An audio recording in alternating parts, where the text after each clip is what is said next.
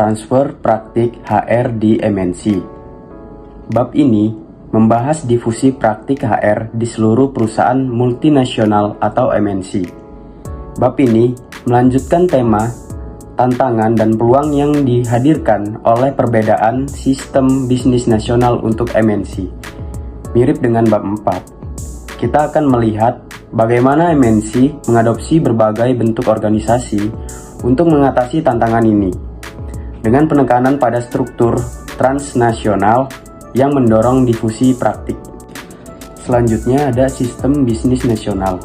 Perbedaan dalam sistem bisnis nasional memainkan peran penting dalam memungkinkan dan membatasi transfer praktik HR. Keragaman ini menciptakan peluang untuk difusi karena MNC mencari praktik terbaik lintas batas negara. Namun, perbedaan yang sama ini juga dapat mengharuskan adaptasi praktik agar sesuai dengan konteks lokal. Difusi dalam MNC bahkan dapat memengaruhi dan mengubah sistem bisnis nasional itu sendiri. Selanjutnya ada peran sistem bisnis nasional. Sistem bisnis nasional suatu negara berperan penting dalam transfer praktik HR.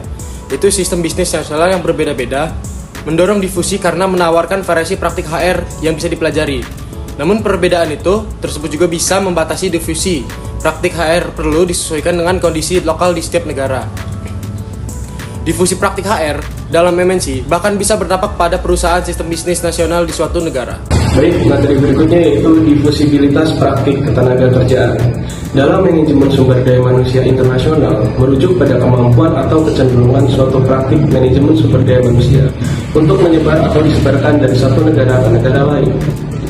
Ini terkait dengan transfer, penyebaran, dan adopsi praktik-praktik ketenagakerjaan yang efektif atau inovatif dari suatu negara ke negara lain, biasanya sebagai respons terhadap tekanan globalisasi, perubahan ekonomi, atau pergeseran demografis. Difusibilitas praktik ketenagakerjaan mencakup beberapa aspek penting. Yang pertama ada mobilitas pekerja.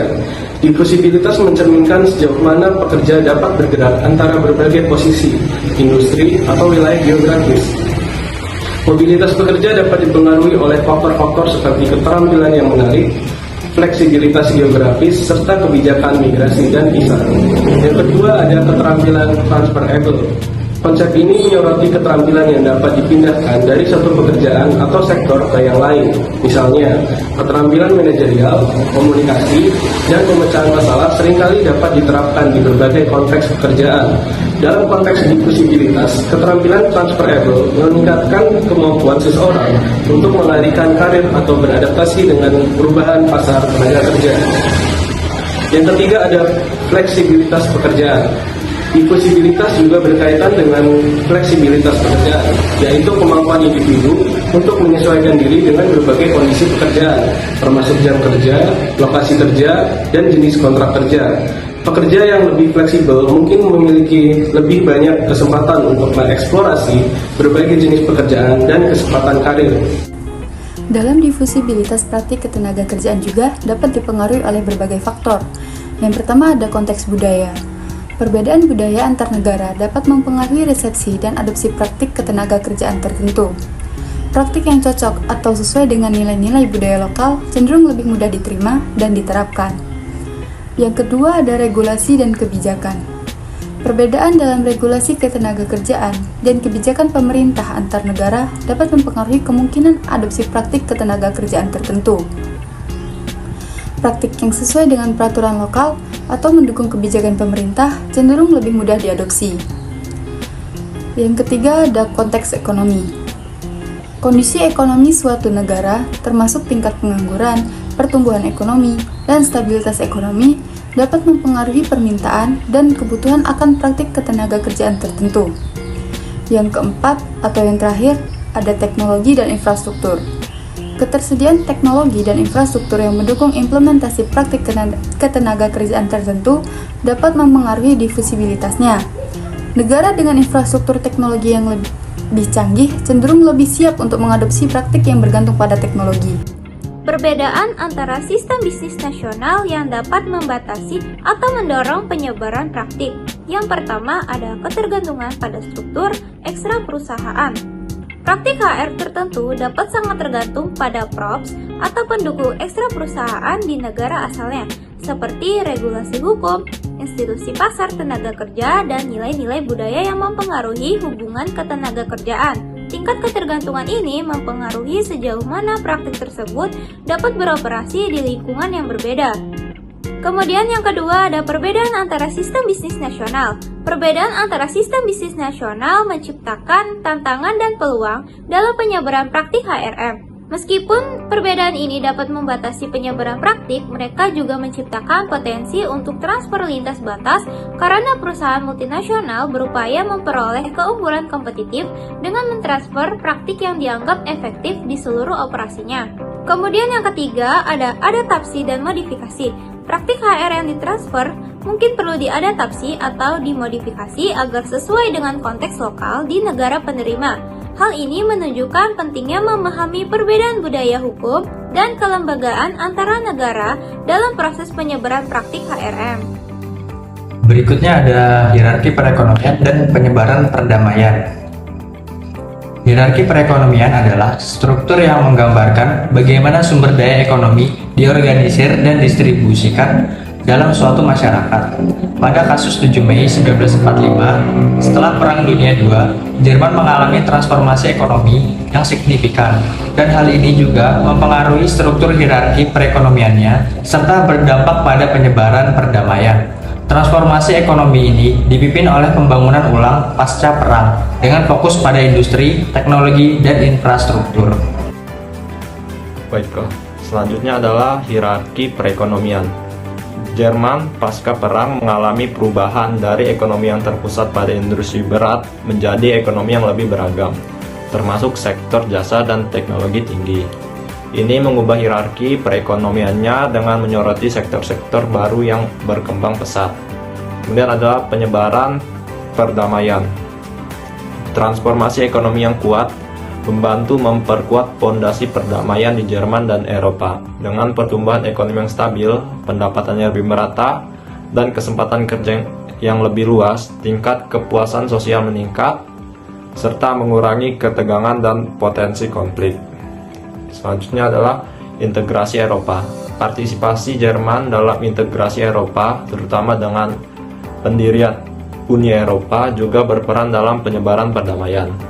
Integrasi ekonomi dan politik di antara negara-negara Eropa membawa stabilitas dan kerjasama yang lebih besar.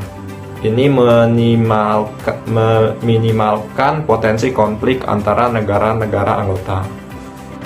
Karakteristik perusahaan mempromosikan dan menghambat difusi. Dalam literatur tentang difusi praktik dalam perusahaan multinasional, temuan-temuan seringkali bervariasi atau bahkan kontradiktif.